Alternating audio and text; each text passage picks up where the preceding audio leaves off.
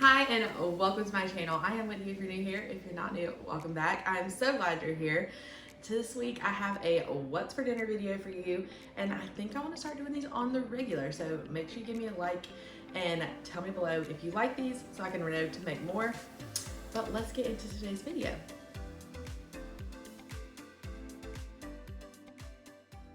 Before we get into it, like I said, I'm Whitney if you're new around here, and I like to do food content. I'm sprinkling in a little lifestyle content and just whatever I want to share with you. Lots of grocery hauls and things like that. So if you like that, stick around and join our fam. Now let's get into today's video. The first thing we were making in this What's for Dinner, which was actually funny, the last thing I filmed, but it's the first thing I was making, chili. My chili's a little different. I don't put beans in it, and it's like kind of veggie soup meets chili. Oh my gosh, ignore all the Christmas decorations back there. That's for the girls' room. But anyway, it's like veggie soup meets chili. So first off, we're going to start off just like any normal chili and dice an onion. However you like it. You like it thick, you like it small, do it however you like it.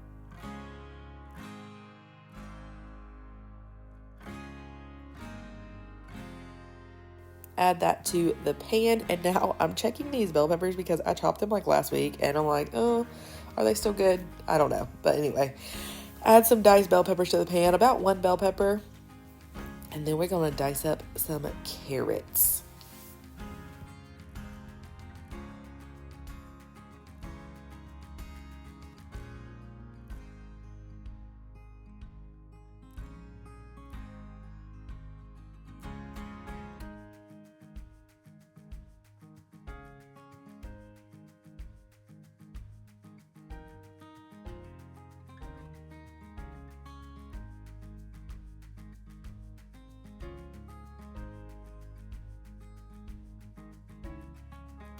Now you're probably thinking, girl, that zucchini looks a little funky. Yes, it does. It needed to be used though, so I just tried to peel off the outside part that looked yucky because the inside was fine, and I didn't want to waste it. So we just cleaned it up a little bit, and you're gonna dice that up after all your other veggies are soft there in the pan. Then you'll add in your zucchini just because it breaks down a whole lot faster. But dice with that zucchini and add it into the pan.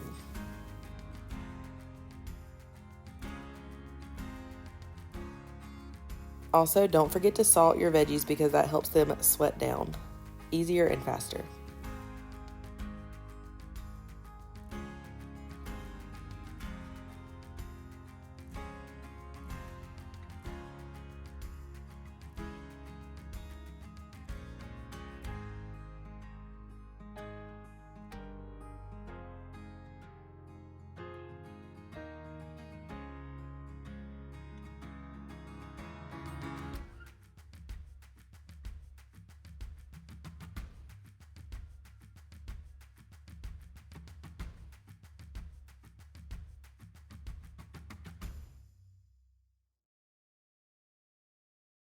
Don't be like me and use too small of a pan, so I had to switch it over into this bigger pan. But I'm just going to let all of those veggies just saute together until they're nice and just like, not mushy, but like soft. And then we'll add in the next step.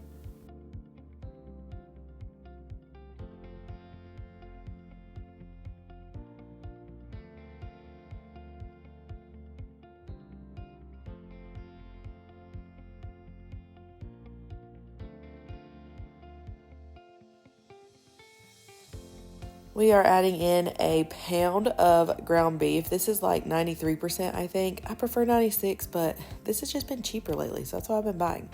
And I'm going in with probably 2 tablespoons of chili powder. It's what I had left in the bottom of that container.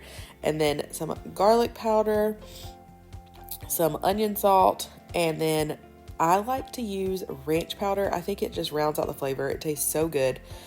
I use it in so many recipes. I'm so sorry I'm so sniffly. I really can't do anything about it. And then some black pepper and just a little bit of salt because all those other seasonings I add are kind of salty. So I like to mush this down good. Like I want that ground beef fine in there because then it just like spreads throughout the whole chili. It's really good. So mash that stuff up, get it broken down, and then just let it brown.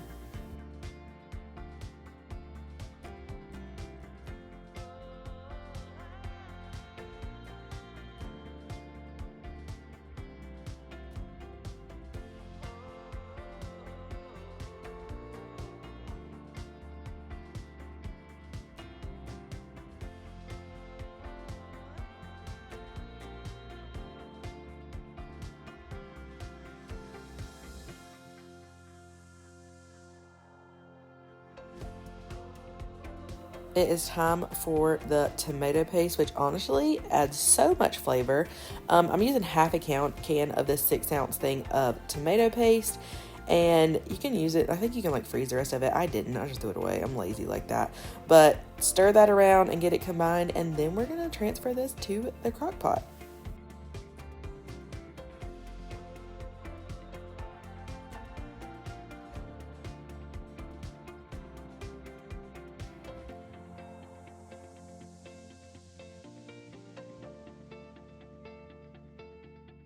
Now that it's in the crock pot, let's add all the other good stuff. So this beefy onion soup packet, I use it in my roast, and you'll see that in a few minutes.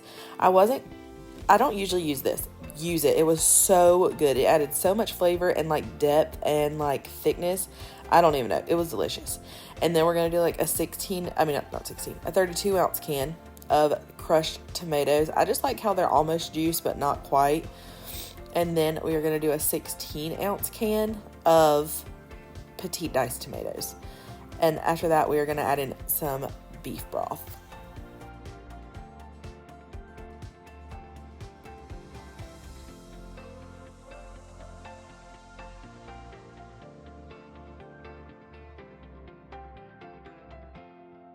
It ends up being about 2.5 cups of beef broth. That's what I had left in this thing, but honestly, it was perfect. I think that's about like half of that container. And it was literally perfect. Do you not love that clear measuring cup? I do. I got them from Target. They're fantastic. I needed new ones because all mine were all mismatched. So $10 for that and spoons. That was pretty good.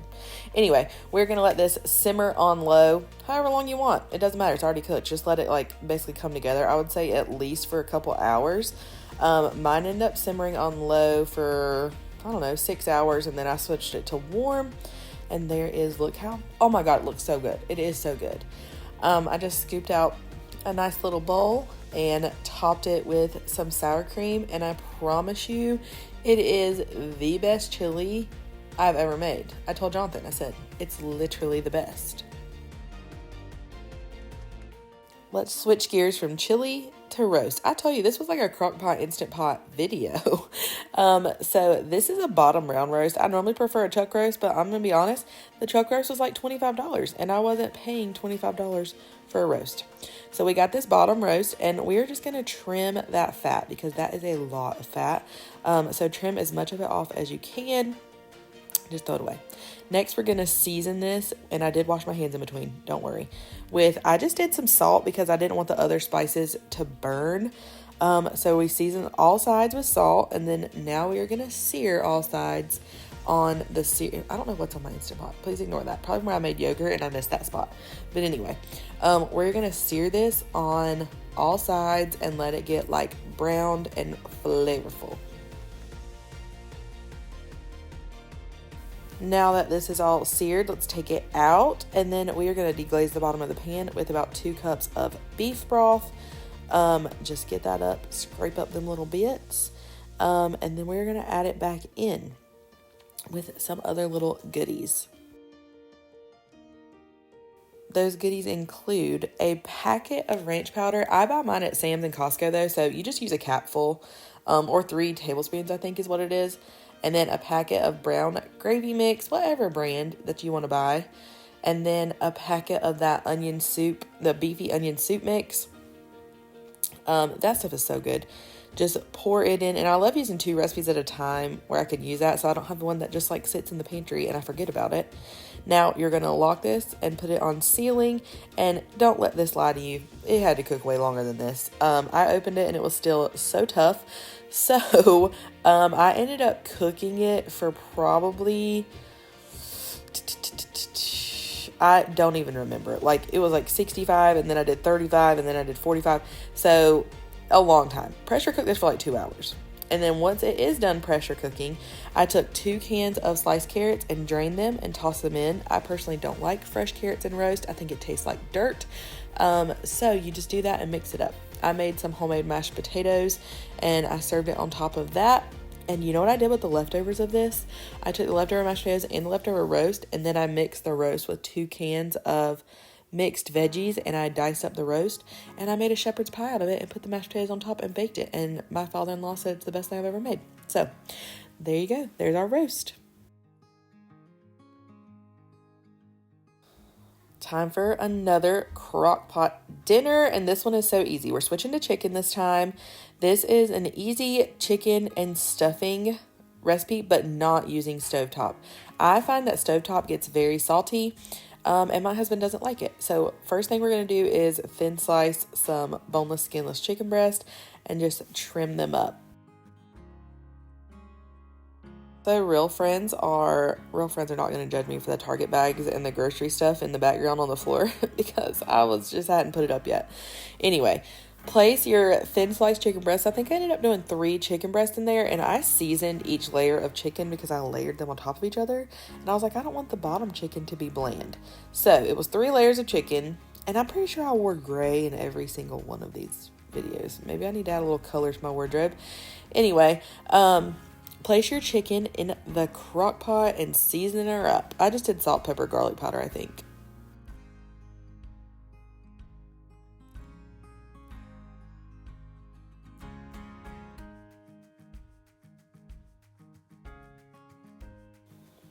On top of all of our layers of chicken, we are going to go in with a chicken gravy mix packet. I actually had 2 of these packets, and I made one on the side for after to put on top. And it was delicious like that because it got a little dry. So you might want to add some more liquid, but we're going to add in a can of cream of chicken soup. This is the 98% fat-free one because I like to save the calories when I can. And then I just gave that a little stir because it was just like all on top, you know. Next, we're going to add in some chicken stock. I think I added in this whole container, or maybe half the container. I should have added in the whole container. Oh, girl, that wasn't enough chicken stock. No wonder this was dry. Anyway, add in about half that container of chicken stock is what you should do. And this is what it looked like. I definitely should have added in more liquid. I don't know what I was thinking. This is just the herb season, like classic stuffing mix that you get for Thanksgiving. I got a big pack of it at Sam's. I figured I'd use it throughout the season. Just press that down. I think I wet this, yeah. You can wet that on the top.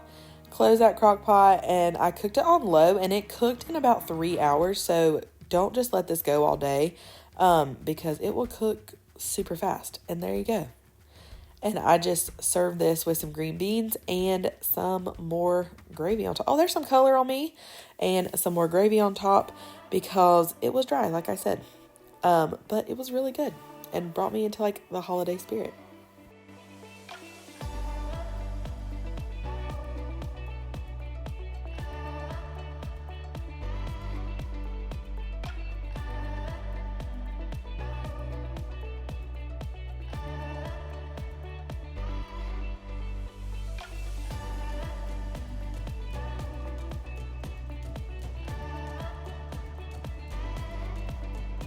I just want to say thanks so much for watching today's video, and if you like these videos, please like and give me a thumbs up so I know to make more of them, and I hope you have a great week.